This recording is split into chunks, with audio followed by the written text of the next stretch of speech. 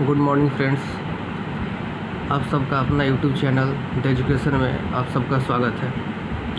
जैसा कि हम लोग का चल रहा था RS अग्रवाल का चैप्टर लाभ और हानि का सीरीज, जो कि हम लोग टाइप 5 तक कर चुके हैं। आइए हम लोग देखते हैं टाइप 6 से। जैसा कि क्वेश्चन है, एक बेईमान दुकानदार वस्तुओं को खरीदते समय 10% का घोटाला करता है। कोई दुकानदार है जो अपना सामान को खरीद रहा है, उस समय 10% का घोटाला करता है तथा बेचते समय 10% का घोटाला करता है, और बेच रहा है तो भी 10% का घोटाला कर रहा है, तो उसका लाभ प्रतिशत क्या होगा। ठीक है, तो हम आप लोगों को बताए हैं कि CP मेरा हमेशा 100% होता है। ठीक है, और वो बेच रहा है तो भी 10% का घोटाला कर रहा है, और ख़रीद रहा है तो भी 10% का घोटाला कर रहा है। ठीक है, तो पहले क्या कर रहा है, खरीद रहा है तो 10% का घोटाला कर रहा है, तो उसको 10% का फ़ायदा हो रहा है, तो 100 में हम ऐड कर देंगे। ठीक है, और बटा 100, और वो बेच रहा है तो भी 10% का उसको फ़ायदा हो रहा है, तो हम क्या कर देंगे, इसमें भी 110 कर देंगे, क्योंकि उसको 10% का फ़ायदा हो रहा है, और बटा 100। और हमको प्रतिशत निकालना है, तो हम क्या कर देंगे, हम 100 से मल्टीप्लाई कर देंगे यहाँ पर। ठीक है, तो 2 जीरो से 2 जीरो कट गया, और ये 1 जीरो से 1 जीरो, ये 1 जीरो से 1 जीरो, तो कितना है मेरा CP 100 है।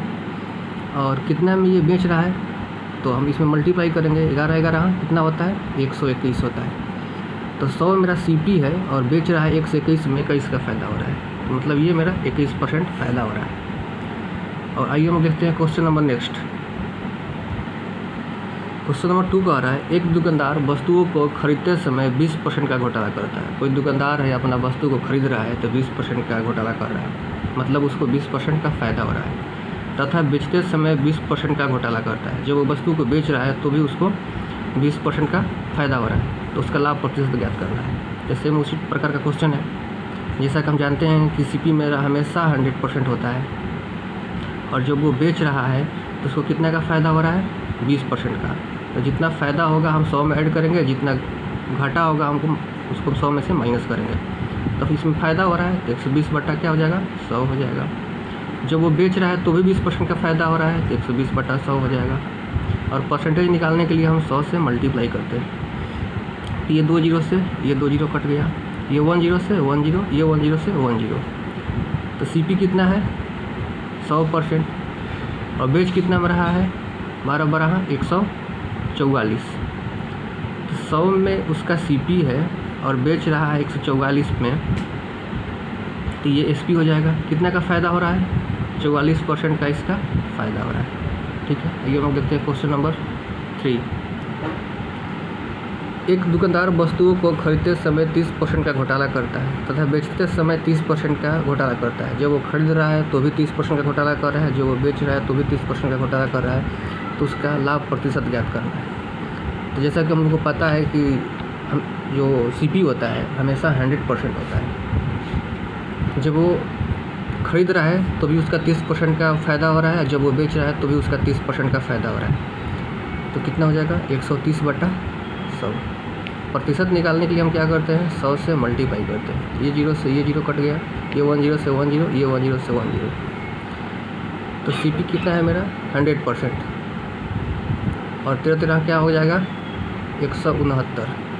CP मेरा 100% है, और वो बेच रहा है 169% में, कितना का फ़ायदा उसको हो रहा है, 69% का इसका फ़ायदा हो रहा है। ये आप लोग का आंसर हो गया। आइए हम लोग देखते हैं क्वेश्चन नंबर 4 को। एक दुकानदार वस्तुओं को खरीदते समय 20% का घोटाला करता है तथा बेचते समय 10% का घोटाला कर रहा है। जब वो वस्तु खरीद रहा है तो 20% का घोटाला कर रहा है, जब वो बेच रहा है तो 10% का घोटाला कर रहा है। जैसा कि हम आप लोगों को बताए हैं कि जो मेरा CP होता है हमेशा 100% होता है। ठीक है, और ख़रीद रहा है तो कितना का उसको फ़ायदा हो रहा है, कितना का घोटाला कर रहा है, 20% का, तो फ़ायदा उसको 20% हो रहा है, तो हम 100 में ऐड कर देंगे, तो 120 बटा 100। और जो वो बेच रहा है तो कितना का फ़ायदा हो रहा है, 10% का घोटाला कर रहा है, तो 10% उसको फ़ायदा हो रहा है, 110 बटा 100। प्रतिशत निकालने के लिए हम 100 से मल्टीप्लाई करते हैं, 2 जीरो से 2 जीरो, और ये 1 जीरो से 1 जीरो, ये 1 जीरो से 1 जीरो, तो CP मेरा कितना है, 100%।